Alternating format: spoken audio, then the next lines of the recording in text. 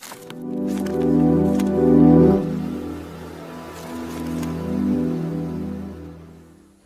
bismillahirrahmanirrahim. Assalamualaikum warahmatullahi wabarakatuh.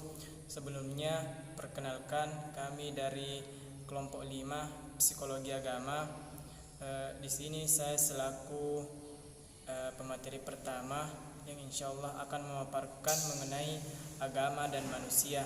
Jadi, agama dalam Al-Quran disebut dengan din, ataupun istilah din merupakan bahwa dari ajaran Islam dan secara makna bersifat universal, yang artinya itu konsep din seharusnya dapat mengakomodir dari seluruh makna agama dan religi itu sendiri. Dan juga konsep agama adalah sebagai berikut. Dalam bahasa Arab, agama disebut ad-din dengan panjang mat pada din yang mempunyai beberapa arti. Yang pertama itu sistem atau cara. Yang kedua, paksaan, kekuatan dan tekanan. Yang ketiga, ketaatan, kepatuhan atau kepribadian. Dan yang keempat, pembahasan atau perhitungan. Jadi agama adalah sistem keyakinan ataupun sebuah kepercayaan manusia terhadap suatu zat yang dianggap Tuhan, dan juga keyakinan terhadap suatu zat yang dianggap Tuhan itu diperoleh manusia berdasarkan sumber pengetahuan diri seperti yang dialami oleh Nabi Ibrahim misalnya. Misalnya ketika daya nalarnya mencoba menelusuri alam cipta Tuhan sehingga pada akhirnya menemukan zat Allah Subhanahu wa taala sebagai Tuhan yang layak disembah karena Maha Pencipta alam semesta. Jadi pengetahuan seseorang juga bisa diperoleh berdasarkan input dari luar, mungkin informasi dari orang tua, guru ataupun tokoh-tokoh yang memiliki otoritas ilmu pengetahuan. Secara garis besar, ruang lingkup agama itu mencangkup beberapa. Yang pertama itu hubungan manusia dengan Tuhannya, yaitu hubungan dengan Tuhan disebut ibadah. Ibadah ini bertujuan untuk mendekatkan diri manusia kepada Tuhannya.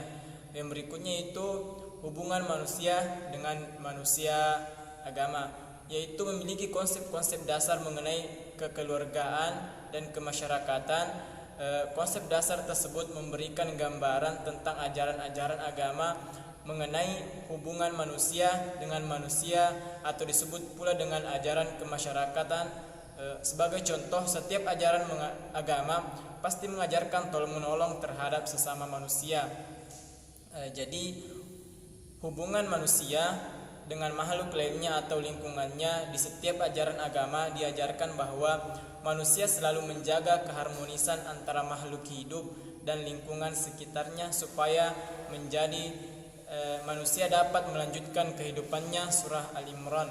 Dan juga dari manusia merupakan makhluk yang diciptakan paling sempurna oleh Tuhan, yaitu Allah Subhanahu wa taala, sedangkan agama merupakan suatu kepercayaan yang mengatur segala peraturan yang bersifat mengikut dari Allah Subhanahu wa taala melalui para nabi-nabinya yang menjadi pedoman hidup manusia yang mampu membawa manusia mencapai kehidupan dunia dan akhirat. Baik, mungkin cukup itu yang saya sampaikan. Selanjutnya saya berikan kepada pemateri kedua untuk memaparkan materi selanjutnya. Cukup sekian. Assalamualaikum warahmatullahi wabarakatuh.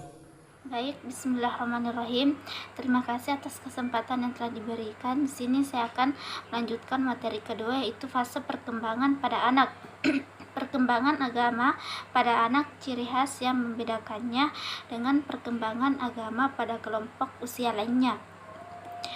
Pada usia 3-6 tahun, pada fase ini konsep mengenai Tuhan cenderung lebih banyak dipengaruhi aspek fantasi dan emosi. Anak pada fase perkembangan ini akan memenuhi dan menghayati konsep ketuhanan sesuai dengan konsep perkembangan kognitif kehidupan dan pola pikir.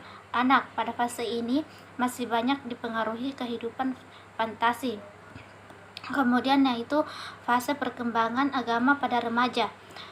Remaja sebagai masa peralihan dari masa anak-anak ke masa dewasa.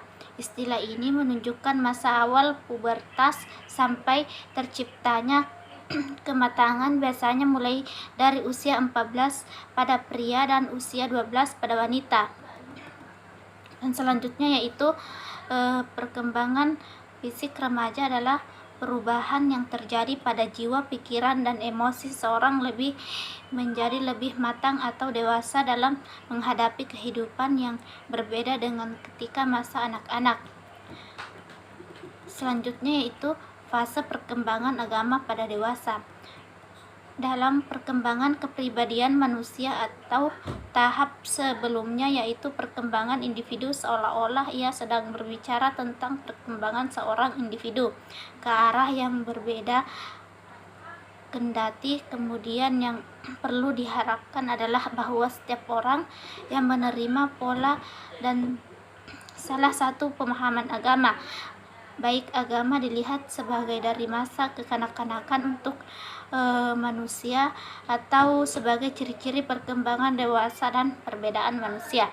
Baik, mungkin itu saja. Terima kasih. Saya kembalikan kepada moderator.